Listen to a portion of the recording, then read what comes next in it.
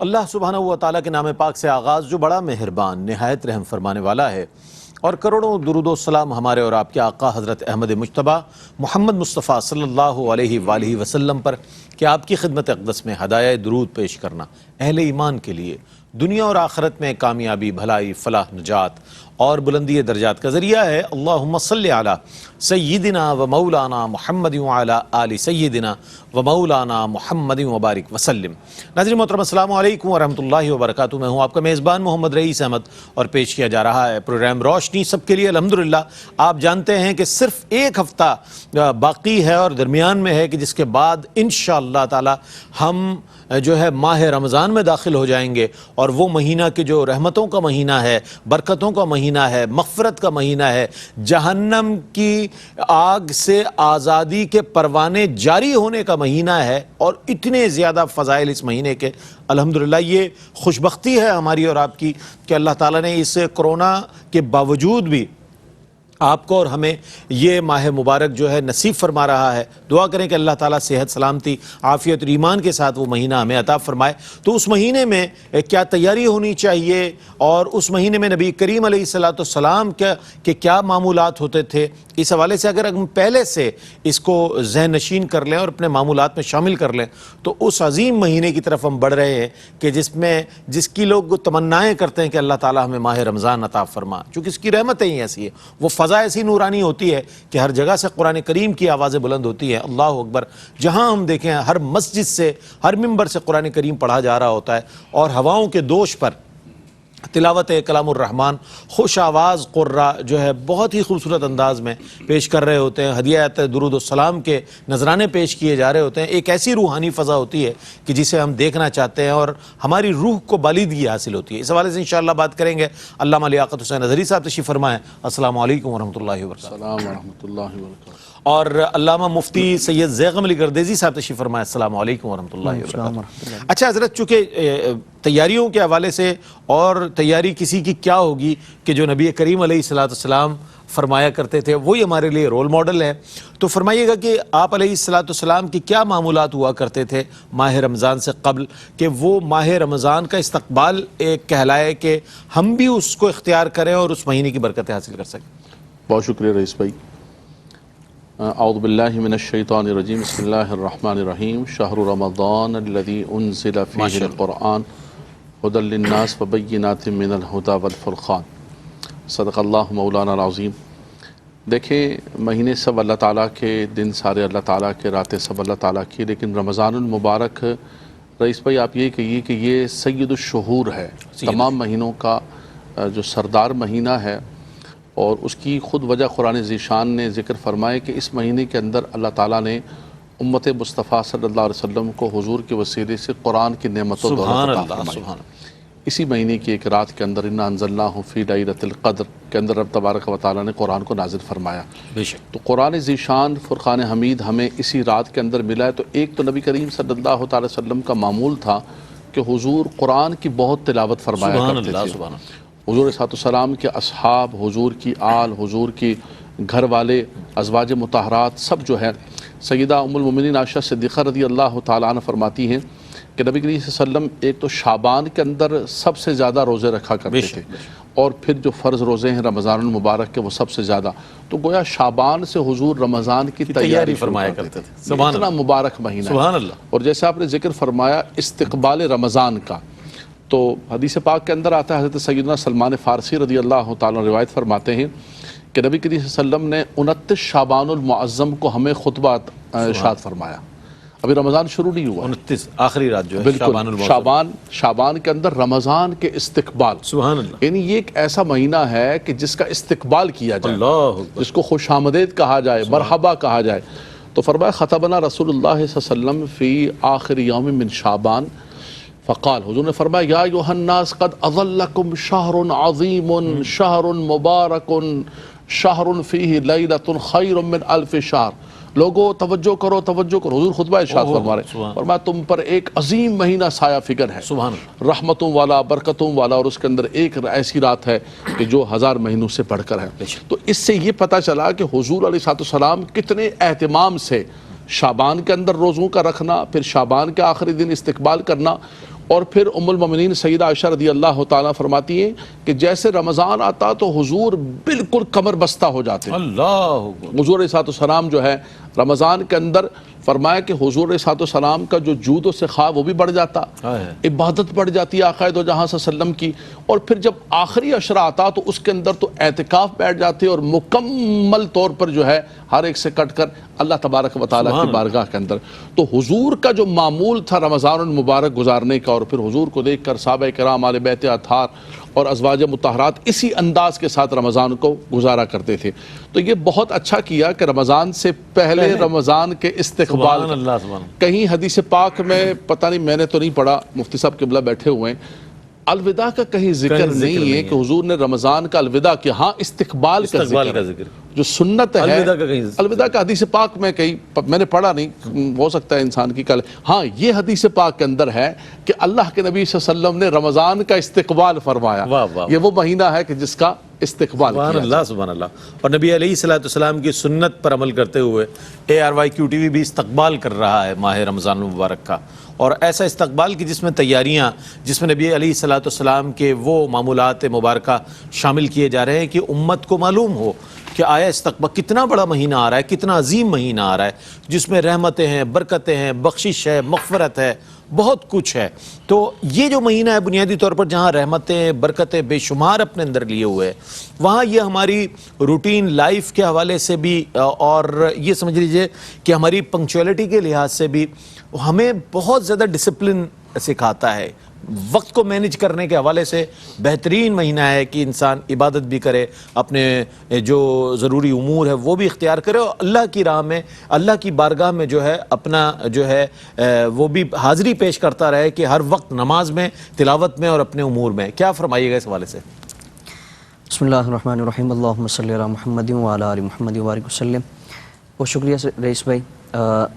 رمضان کا مقدس مہینہ صرف عبادتوں کا اور اجر و ثواب کی کثرت کا مہینہ نہیں ہے, بلکہ مکمل طور پر یہ تعلیم و تربیت کا مہینہ ہے, جہاں اللہ تعالیٰ کی طرف سے عبادات کے اجر کے طور پر انعام و اکرام کا سلسلہ فرمایا جاتا ہے.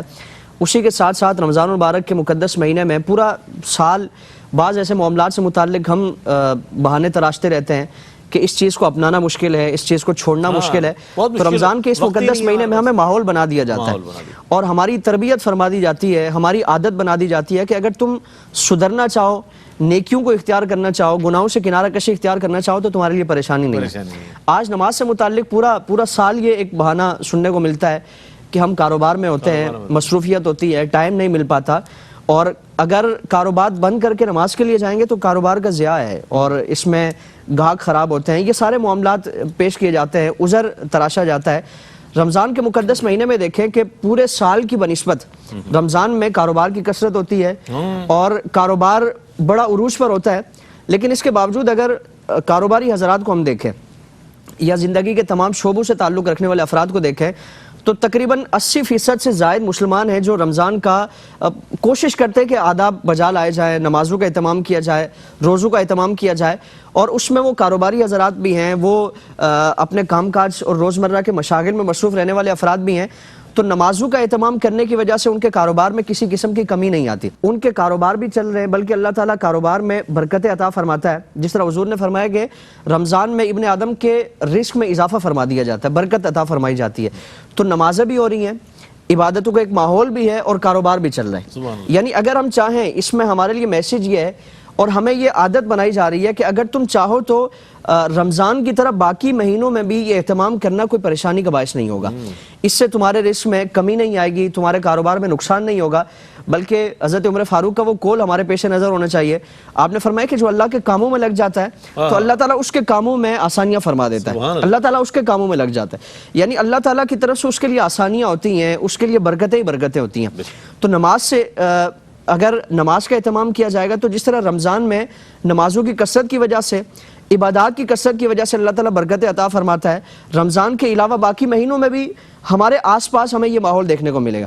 پھر اسی طرح ہم دیکھیں, ہمیں بعض افراد ایسے ملتے ہیں پورا سال کہ وہ زیستن برائے خوردن کا معاملہ ان کا معاملہ رہتا ہے کہ وہ کھاتے ہی جیتے ہی کھانے کے لیے, یعنی کوشش میں لگے رہتے. تو رمضان کے اس مقدس مہینے میں ہمیں یہ ماحول دیا جا رہا ہے، ہمیں یہ پیغام دیا جا رہا ہے کہ صبح ہم کھا رہے ہیں پورا دن اسی کیفیت میں، ہم نے اپنے معدے کو ایک سکون دیا ہوا ہے اور اس کو بالکل فری چھوڑا ہوا ہے، جو کہ ہماری صحت کا ایک باعث ہے، ہماری صحت کا راز ہے. اور شام میں جا کر ہم کچھ کھاتے ہیں تو یہ ہماری روٹین میں معمولی غذائیں شامل ہوتی ہیں، ہم اس میں بھی احتیاط کرتے ہیں. تو اس طور پہ بھی ہمیں یہ عادت بنائی جا رہی ہے کہ اگر ہم ان چیزوں سے اپنی صحت کو بنانا چاہیں اور جو زیادہ کھانے کا ایک جو عادت ہے جو صحت کی خرابی کا باعث ہے، دیگر نقصانات کا باعث ہے اور نظام کے متاثر کرنے کا باعث ہے، اگر اس کو ہم سدھارنا چاہتے ہیں، اپنے معدے کی اصلاح چاہتے ہیں تو ہم رمضان سے سیکھیں. پھر رمضان کے باقی ہم عبادات میں دیکھیں، اپنے روزمرہ کی مصروفیات میں ہم دیکھیں کہ اگر ان سارے معاملات کو ہم ترتیب دینا چاہیں تو رمضان کے اس مقدس مہینے میں ہماری تربیت کی جاتی ہے، گالم گلوچ ہے یا دیگر معاملات ہیں. ہم کوشش کرتے ہیں کہ رمضان کے اس ماہ مقدس میں ہم ان چیزوں سے بچ کر گزاریں اور عبادات کی کثرت میں، قرآن کریم کی تلاوت کی کثرت میں اور پھر اس کی برکتیں جو اللہ تعالیٰ عطا فرماتا ہے ہم اس کا مشاہدہ کرتے ہیں. تو ہم چاہتے ہیں کہ اگر رمضان جیسا ماحول ہمیں ملے، اللہ تعالیٰ کی طرف سے رحمتیں اور برکتیں نازل ہوں، تو رمضان جیسی عادتیں ہم اپنائیں گے تو اللہ تعالیٰ ویسا ہی ماحول عطا فرمائے. بہت اچھی بات ہے. اور اسلام اپنی تعلیمات کے ذریعے مسلمانوں کو ڈسپلن سکھاتا ہے. یہ الگ بات ہے کہ ہم ان تعلیمات کو صرف نظر کرتے ہوئے اپنی مرضی کے مطابق زندگی گزارتے رہیں اور اس میں بے ہنگم زندگی میں نہ کوئی عبادت ہو، نہ تلاوت ہو، نہ اللہ سے تعلق کا کوئی ایسا ہم ذریعہ بنائیں، کوئی طریقہ اختیار کریں، کچھ نہیں. اب یہ ماہ رمضان المبارک آ رہا ہے، اس پر غور کیجئے گا کہ اس میں کتنا ہم کھاتے ہیں، کتنا سوتے ہیں، کتنی عبادت کرتے ہیں. اگر بقیہ 11 مہینوں میں بھی یہی پریکٹس ہوگی تو ڈسپلن بھی ہوگا، لائف روٹین بھی ٹھیک ہوگی اور یقیناً ہماری زندگی میں ایک نظم نظر آئے گا. ایک مختصر سا وقفہ ہے، وقفے کے بعد لوٹتے ہیں. مجھے امید ہے آپ کا اور ہمارا ساتھ رہے گا. اب رمضان کی اہمیت اور رمضان المبارک کی اہمیت تو ہے ہی، لیکن ARYQTV الحمدللہ جس طرح رمضان کی اہمیت کو واضح کر رہا ہے اور یہ بہت بڑا کام ہے. نہ جانے مختلف چینلز کیا کیا پیش کر رہے ہیں، لیکن QTV الحمدللہ اس ماہ مبارک کے حوالے سے اویئرنیس پیش کر رہا ہے کہ دیکھ لیں، جان لیں، سمجھ لیں. کچھ پتہ نہیں ہے انسان کی زندگی کا، لیکن ARY اپنا پیغام دے رہا ہے کہ آپ یہ کریں، ایسے تیاری کریں، اس طرح اس ماہ رمضان کی تیاری کریں. حضور علیہ السلام کے معمولات کو دیکھیں، پھر بہت ساری چیزوں کو اپنے نظم و ضبط کو دیکھیں. پھر یہ ہے کہ ایک روحانی جو انسان کی بالادگی ہے اس کا سامان کرنا اور تعلق باللہ، اللہ سے تعلق قائم کرنے میں، مستحکم کرنے میں ہمیں یہ مہینہ کتنی مدد دے سکتا ہے اور اس مہینے میں ہم کتنا اس میں کامیاب ہو سکتے ہیں. علامہ صاحب فرمائیے گا. دیکھیے قرآن مجید فرقان حمید نے یہی فرمایا کہ یا ایھا الذین آمنوا کتب علیکم الصیام کما کتب علی الذین من قبلکم لعلکم تتقون. لعلکم تتقون. یہی مقصود اور یہی مقصد ہے فرمایا روزوں کی فرضیت کا. گزشتہ امتوں پر روزے فرض کیے گئے اور پھر تم پر روزے اس لیے فرض کیے گئے کہ تم متقی بن جاؤ، تمہارے اندر تقوی اور پرہیزگاری آ جائے. تقوی پرہیزگاری تبھی آتی ہے کہ انسان کی روح کے اندر بالادگی ہو، انسان جو ہے اللہ تبارک و تعالیٰ کے حقوق بندگی کرے رب تبارک و تعالیٰ کی، اور اللہ کے بندوں کے حقوق کو ادا کرے. جیسے نبی کریم صلی اللہ علیہ وسلم نے فرمایا کہ اس ماہ مقدس کے اندر وَيُزَادُ فِيهِ رِزْقُ الْمُؤْمِنِ، بندوں کے رزق کو بڑھا دیا جاتا ہے. تو ہمیں بھی چاہیے کہ ہم لوگوں کے ساتھ احسان کریں، لوگوں کے ساتھ نیکی کریں، بلائی کریں اور لوگوں کو روزہ افطار کرائیں. فرمایا روزہ افطار جو کراتا ہے اس کو روزے دار کے برابر اجر و ثواب دیا جاتا ہے اور اس کے روزے کے اندر کوئی کمی نہیں ہوتی ہے. اگرچہ پانی کا گھونٹ ہو، دودھ کا گھونٹ ہو، ایک کھجور ہی کیوں نہ ہو. تو یہ ساری کی ساری چیزیں روح کی بالادگی کا ذریعہ بنتی ہیں. لیکن بنیاد کیا ہے؟ وہ ایسا نہیں ہے کہ نعوذ باللہ من ذالک اللہ پاک کے خزانوں کے اندر کمی آ گئی تھی تو ایک مہینہ کو بھوکا رکھنا ہے. فرمایا یہ مقصود یہ ہے کہ لعلکم تتقون، تاکہ تم متقی ہو جاؤ. متقی ہو جاؤ. ایام معدودات. آپ یہ دیکھیں کہ 11 مہینے ہم کھا رہے ہیں، پی رہے ہیں، صبح ناشتہ، ٹائم، دوپہر، شام لگے ہوئے ہیں جناب، صبح سے شام تک. فرمایا یہ رب تبارک و تعالیٰ نے تمہیں اسی لیے کیا ہے، ایک تو تمہیں کسی کی غربت کا احساس ہو، بالکل تمہیں پتہ چلے ایک امیر آدمی ہے، غریب آدمی ہے، تمہیں پتہ چلے کہ وہ گھر بھی ہیں کہ جہاں پر ایک وقت میں کھایا جاتا ہے. ایک تو سب سے بنیادی چیز یہ ہے. نبی کریم صلی اللہ علیہ وسلم نے فرمایا اذا دخل رمضان فتحت ابواب السماء، فتحت ابواب الرحمہ، سبحان اللہ، فتحت ابواب الجنہ وغلقت ابواب جہنم وسلسلت الشیاطین. اللہ اکبر. فرمایا کہ یہ جو ہے رمضان کے جب مہینہ آتا ہے تو رحمتوں کے دروازے، آسمانوں کے دروازے، جنتوں کے دروازے کھول دیے جاتے ہیں اور شیاطین کو قید کر دیا جاتا ہے اور جہنم کے دروازے بند کر دیے جاتے ہیں. یہ ایک ماحول دیا جاتا ہے ہمیں کہ تمہارے پاس سے وہ جو کہتے ہیں نا کہ جو آنا چاہو تو ہزار رستے، نہ آنا چاہو تو عذر لاکھوں. اب کوئی عذر نہیں ہے، ایک بالکل انوائرمنٹ بن گئی ہے، ایک ماحول بن گیا ہے. اور وہ ہمارے یہاں برمنگھم کے اندر ہمارے ایک دوست ہے، وہ کہنے لگے کہ ووڈلینڈ ایک مسجد ہے، وہاں جب یہ سارے لوگ تراویح پڑھنے آئے تو گورے بھی ڈر گئے کہ بھائی یہ کدھر سے آ گئے تھے سارے، اتنی گلیوں کے اندر سارا.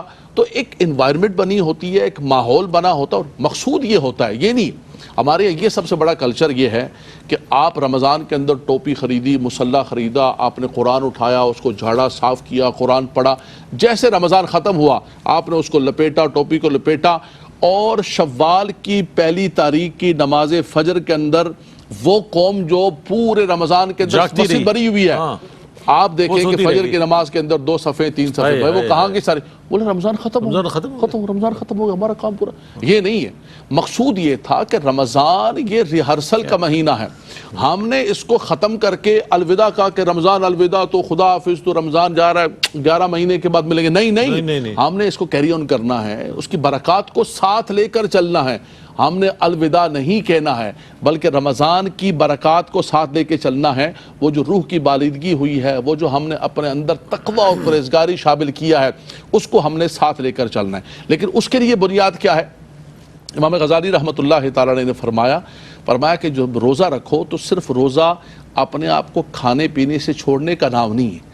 نبی کریم صلی اللہ علیہ وسلم نے فرمایا کہ جس شخص نے کھانا پینا چھوڑ بھی دیا لیکن جھوٹ نہیں چھوڑا، فراڈ نہیں چھوڑا، غلط جھوٹی قسمیں نہیں چھوڑی، کھانا پینا صبح آپ نے سحری کر لی، نماز پڑھ لی، بازار کے اندر گئے، بازار میں پہنچے وہی دندے، وہی جھوٹ، وہی فراڈ، وہی ذخیرہ اندوزی، سارے کے سارا جعلی مال بیچ رہے ہو، تو بھائی روزہ رکھا نہ رکھا، فرمایا رب تعالیٰ کو تمہارے بھوکے پیاسے رہنے اس کو غرض نہیں.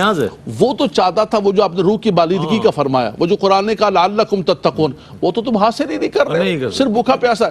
تو فرمایا تمہاری آنکھوں، تمہارے ہاتھ، تمہارے پاؤں، تمہارے پورے جسم پر روزے کے اثرات ہوں. ہر چیز کو اللہ تعالیٰ کا پابند کر لو، اپنی زبان کو، ہر چیز کو، تب اس کی برکات تمہیں رمضان میں بھی ملیں گی، اور رمضان کے بعد 11 مہینے تک تمہاری زندگی پر اس کے اثرات ہوں گے. کہتے ہیں کہ کس کا رمضان قبول ہوا، کس کا حج قبول ہوا، کوئی ہمارے پاس پیرامیٹر نہیں، تھرمامیٹر نہیں، لیکن بزرگ فرماتے جو حج سے لوٹ کر آیا، فرمایا اس کی زندگی اگر تبدیل ہو گئی. جس نے رمضان کو پایا، نبی کریم صلی اللہ علیہ وسلم نے فرمایا، اور اپنی بخشش و مغفرت کا سامان کر لیا، نہیں کر سکا تو اس سے بڑا بدنصیب کون ہے؟ رمضان آیا اور آ کر گزر گیا، لیکن وہ جیسا پہلے تھا، جیسے وہ شعبان میں تھا، دوبارہ شوال کے اندر ویسا ہی ہو گیا. تو آپ نے رمضان کو سمجھیں، اس کی پوری برکتیں حاصل کریں، اپنے اندر رمضان کے اثرات، تقوی، پرہیزگاری، بالیدگی روح کی، تب جا کے اس کے برکات آگے چل. بہت اچھی بات آپ نے فرمائی. رمضان المبارک بنیادی طور پر ایک رسم نہیں ہے کہ جسے ہم ادا کر دیں. عمومی طور پر میں نے دیکھا ہے معذرت کے ساتھ کہ بہت سے ایسے نوجوان بھی ہوتے ہیں کہ ماہ رمضان کا چاند نظر آیا، ٹوپی بھی آ گئی، کاندھے پہ رومال بھی آ گیا، اور جناب بڑا اچھے طریقے سے سحر و افطار کا بھی اہتمام ہو رہا ہے، نمازیں پڑھ رہے ہیں، اور پھر یکم شوال المعظم، شوال المکرم جب آیا تو اس کے بعد وہ ساری روٹین ان کی جو ہے وہ تبدیل ہو گئی. یہ بنیادی طور پر اس کے اثرات کو قبول نہیں کیا گیا، آپ جیسے تھے ویسے ہی رہ گئے. بات تو یہ کہ اس کی قبولیت تب نظر آئے گی کہ آپ کے اعمال اور افعال اور زندگی کے تمام امور میں وہ ڈسپلن نظر آئے، وہ عبادتیں نظر آئے، اور وہ تمام دین کے ساتھ قربت نظر آئے کہ جو ماہ رمضان میں نظر آئی. اچھا، کامیاب روزے کے حوالے سے ہم جاننا چاہیں گے، کامیاب روزہ کس طرح اختیار کیا جائے کہ ماہ رمضان کی اور روزے کی جو ہے برکتیں اور اس کی ہم سعادتیں حاصل ہو سکیں؟ ہمیں فرمائیے کچھ. رئیس بھائی، جس طرح علامہ صاحب نے آیت کریمہ کی تلاوت فرمائی کہ روزوں کی فرضیت سے متعلق فرمایا کہ اس کا مقصد کیا ہے؟ تقوی کا اصول، تقوی، لعلکم تتقون، تاکہ تم تقوی اختیار کرو. اب تقوی کی مختلف تعریفات فرمائی گئی ہیں. سب سے آسان تعریف یہ ہے کہ ہر اس کام کو اختیار کرنا جس کو اللہ اس کے رسول صلی اللہ تعالیٰ علیہ وسلم نے حکم فرمایا، اور ہر اس کام سے اعتراض کرنا کہ جو اللہ اور اس کے رسول صلی اللہ تعالیٰ علیہ وسلم کی ناراضگی کا اور نافرمانی کا باعث ہو. اب اس میں اسی لیے ہم تقوی اور نفس کو زیر کرنے کے متعلق جو روزے کی ایک اہمیت ہے، اس میں اگر مقاصد کا جائزہ لیں تو بھوکا پیاسا رہنے کی وجہ صرف یہ نہیں ہے کہ جس طرح علامہ صاحب نے کلام فرمایا کہ معاذ اللہ اللہ تعالیٰ کے رزق میں کوئی کمی ہے، بلکہ ہمارے نفس کو کمزور کرنا ہے، بھوک اور پیاس کے ذریعے نفس کو زیر کرنا ہے. تو اس وجہ سے صبح سے شام تک فرمایا کہ کھانا پینا نہیں ہے، نفسانی خواہشات کی تکمیل سے تم نے پرہیز کرنا ہے. اسی کے ساتھ ساتھ اگر صرف پیٹ کا روزہ ہے اور کھانے پینے سے ہم نے اعتراض کیا ہوا ہے.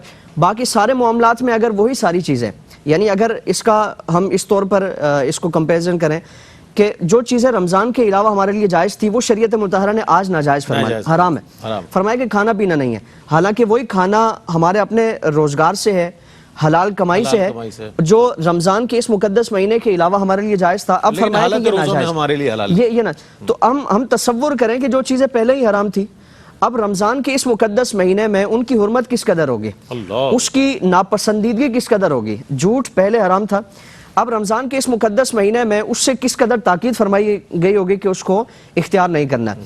غیبت ہے، چغلی ہے، ظلم و زیادتی کا معاملہ ہے، یہ سارے معاملات جو پہلے بھی حرام تھے، رمضان کے اس مقدس مہینے میں رمضان کی حرمت کو پامال کرنے والے اعمال اس کی کس قدر ناپسندیدگی ہوگی.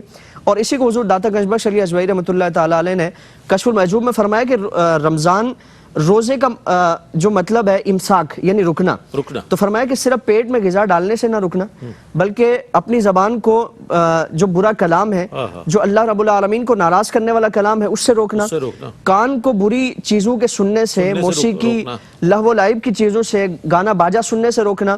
فرمایا کہ ہاتھ کو ظلم و زیادتی سے روکنا، پاؤں کو گناہ کے راستے کی طرف جانے سے روکنا، یہ سارے معاملات کو اختیار کرنے سے روکنا، یعنی ہمارے تمام اعضاء سے اللہ رب العالمین کی اطاعت اور فرما برداری ظاہر ہو، بہت عمدہ، اللہ رب العالمین کی تابعداری ظاہر ہو، کوئی بھی ہمارا ایسا عمل ہو.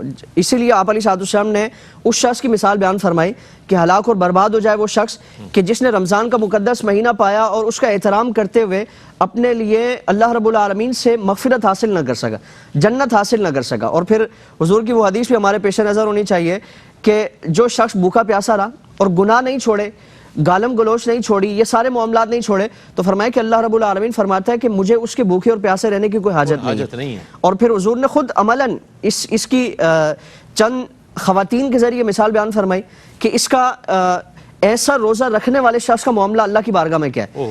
حضور کی بارگاہ میں چند خواتین پیش کی گئی کہ رسول اللہ ان کا روزہ ہے. حضور نے تاکید فرمائی تھی کہ کوئی میری اجازت کے بغیر روزہ نہ کھولے. تو عرض کی رسول اللہ ان کا بھوک اور پیاس کے وجہ سے بڑا برا حال ہوا ہے، تو آپ اجازت عطا فرمائیں کہ یہ روزہ کھول لیں. حضور نے جلال کا اظہار فرمایا، رخ انور پھیر دیا. 3 مرتبہ حضور کی بارگاہ میں عرض کیا گیا، آپ علیہ الصلوۃ والسلام نے سخت ناراضگی کا اظہار فرمایا. جب 4تھی مرتبہ عرض کیا گیا تو حضور نے ان دونوں خواتین کو بلایا اور فرمایا کہ اس برتن میں قے کرو. اب وہ قے کی مسند امام احمد بن حنبل کی روایت ہے، تو جب قے کی تو اس میں خون، تازہ خون ہے. تو حضور نے فرمایا کہ جو اللہ تعالیٰ نے تم پر حلال چیزوں کے ذریعے روزہ کھولنا حرام فرمایا تھا، تم نے حرام کو اختیار کر لیا. یعنی حلال چیزوں کے ذریعے تمہیں روزہ کھولنا، روزہ توڑنا تمہارے لیے حرام تھا، تو تم نے اپنے بہن بھائیوں کی غیبت کے ذریعے، چغلیوں کے ذریعے، ان ساری چیزوں کے ذریعے تم نے اپنے روزے کو توڑ دیا. تو ہم اپنے اگر روزے ہمارے خدا نخواستہ اس کیفیت میں گزرتے ہیں اور ہمارا عمل یہ ہے کہ روزہ بھی ہے، گالم گلوچ بھی ہے، چغلی بھی ہے، غیبت ہے، یہ سارے معاملات ہیں، تو پھر آپ علیہ الصلوۃ والسلام کی حدیث ہمارے سامنے مکروہات کی طرف ہم تو روزے کی برکتیں اسی صورت میں حاصل ہوں گی جب ہمارے اعضاء کے ساتھ بھی ان کا بھی روزہ ہو اور ان کے ذریعے بھی اللہ رب العالمین کی فرما برداری ہو، اطاعت ہو، اور روزوں کا جو تقاضا ہے، اس ماہ مقدس کا جو تقاضا ہے اس کو بجا لانے کی کوشش کی جائے. بہت کمال انداز میں حضور داتا گنج بخش علی اجویری رحمۃ اللہ تعالیٰ علیہ کی کتاب کشف المحجوب سے آپ نے کوٹیشن، کیا خوبصورت بات ارشاد فرمائی آپ نے کہ روزہ صرف پیٹ کی بھوک کا نہ ہو، اعضائے جسمانی کا ہو، کہ انسان کے جسم کا ہر عضو جو ہے اللہ کی تابعداری میں اس وقت بالکل مستعد ہو اور ہر وقت اللہ کی تابعداری میں حالت روزہ میں ہو. تو یہ سمجھ لیں اسی سے روحانی بالیدگی حاصل ہو سکتی ہے.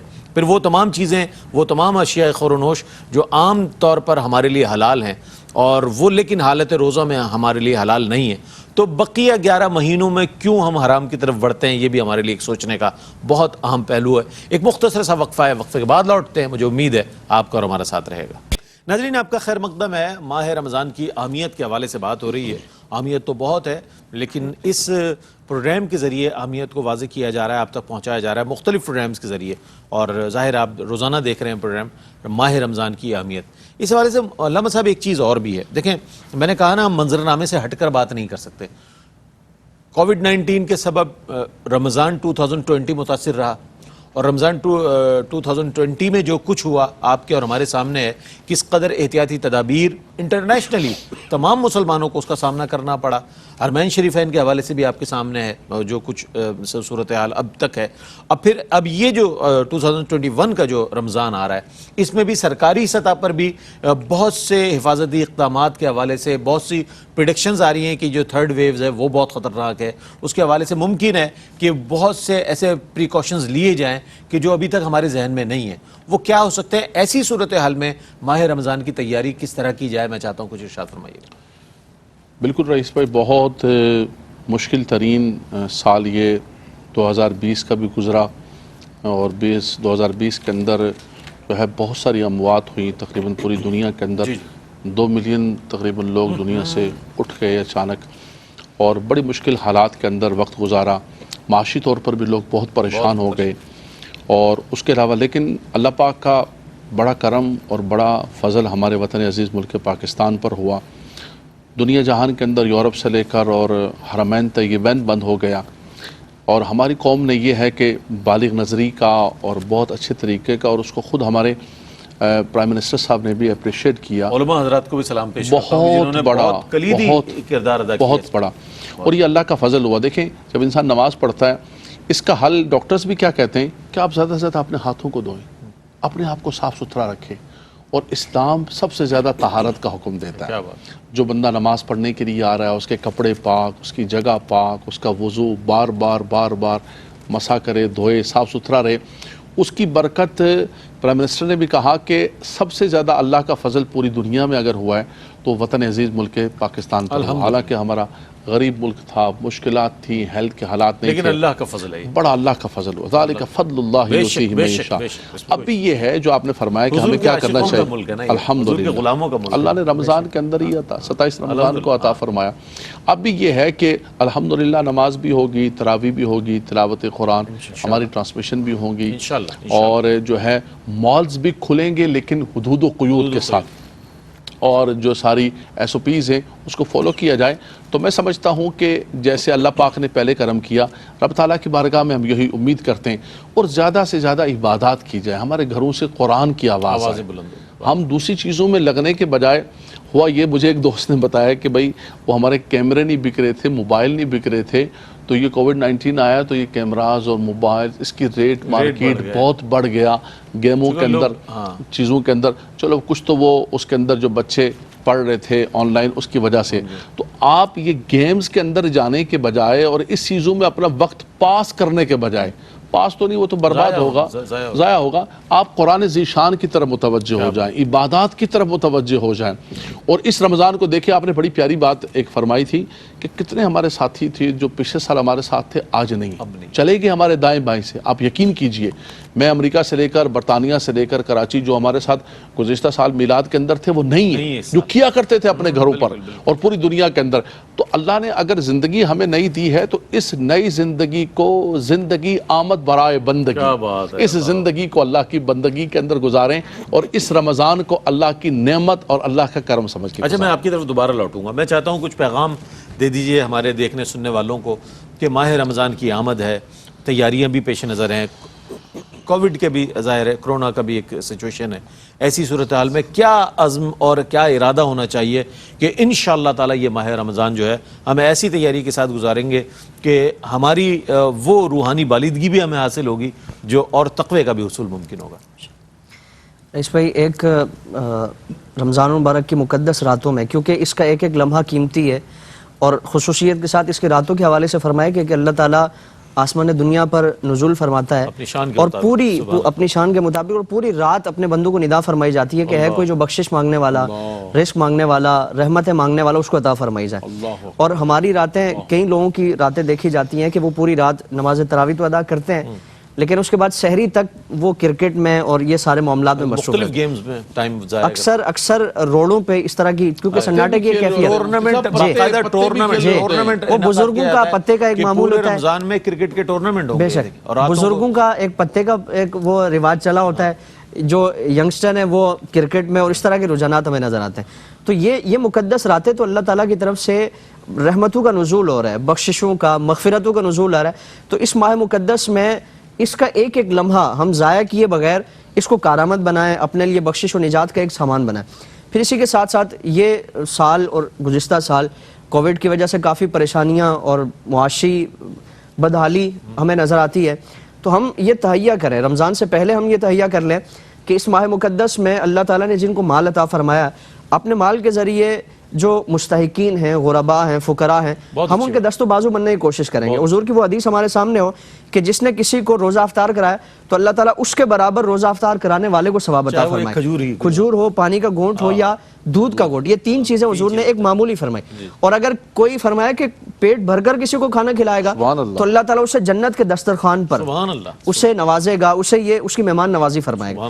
تو اگر ہم چاہتے ہیں کہ ہمارے ساتھ بھی یہ سلوک، اور یقیناً ہم چاہتے ہیں، ہماری خواہش ہے، تو پھر بڑا آسان طریقہ ہے کہ اس ماہ مقدس میں ان نیکیوں کا اہتمام کیا جائے اور اللہ تعالیٰ سے دعا کی جائے کہ اللہ تعالیٰ ہمارے اس ماہ مقدس کو ہمارے لیے اس دنیا میں بھی عزت و افتخار کا باعث بنائے اور آخرت میں بھی اللہ تعالیٰ ہماری نجات و بخشش کا سامان بنائے۔ اچھا، شہر مواسات بھی کہا جاتا ہے اسے، خیر خواہی کا مہینہ جیسے کہ فرمایا گیا، اور چونکہ تیاری ہے نا رمضان کی، تو ایسے بھی تیاری ہو کہ سب کچھ ہم اپنے لیے ہی نہ اسٹور کر لیں کہ جناب کووڈ کے سبب نہ جانے کیا ہو جائے، تو دالیں جمع کر لی اور سبزیاں جمع کر لی اور گوشت جمع کر لیا اور دیگر اشیاء خور و نوش کو ہم نے ایسے اسٹور کر لیا کہ جیسے ہم نے سال گزارنا ہے۔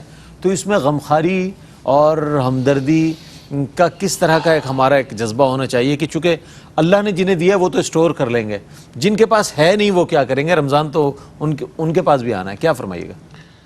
لیکن اس پہ یہ مجھے کہتے ہوئے بہت ہی شرم آ رہی ہے۔ میں عمومی طور پر نہ یورپ کی مثال دیتا ہوں نہ مغرب کی مثال دیتا ہوں، اچھا نہیں لگتا۔ ہمارا اپنا ماضی اتنا روشن ہے کہ ہمیں کسی کی مثالیں دینے کی ضرورت نہیں ہے، لیکن آج کے وقت میں اگر ان کا کرسمس آتا ہے تو وہ خصوصی جو ہے وہ خاص طور پہ سیلز کا لگا دیتے ہیں، ڈسکاؤنٹ کر دیتے ہیں، اور ہماری قوم جو ہے وہ ذخیرہ کر رہی ہے، وہ بڑھا دیتی ہے، اور خاص طور پر ان اشیاء کا ذخیرہ جن کے بارے میں خاص طور پر جو کھانے پینے کی اشیاء ہیں، قوت لا یموت سے، انسان کی زندگی سے جن کا تعلق ہے، ان کا ذخیرہ کرنا تو بہت بڑا گناہ کبیرہ ہے۔ رئیس بھائی، بدنصیبی اور بدقسمتی یہ ہے، آپ یقین کریں، میں شرم سے کہہ رہا ہوں کہ جن کے پاس کروڑوں اربوں خربوں روپے پڑے، اللہ اکبر، اللہ، شوگر ملز کے مالک ہیں اور فیکٹریوں کے مالک ہیں اور ان کا سب کچھ چل رہا ہے، لیکن پتہ نہیں پھر بھی کیوں ایسا ان کا اچھا وہ یہ سمجھتے ہیں کہ میں یہ ذخیرہ کروں، ریٹ بڑھا دوں، دسترخوان بھی تو لگا رہا ہوں نا میں۔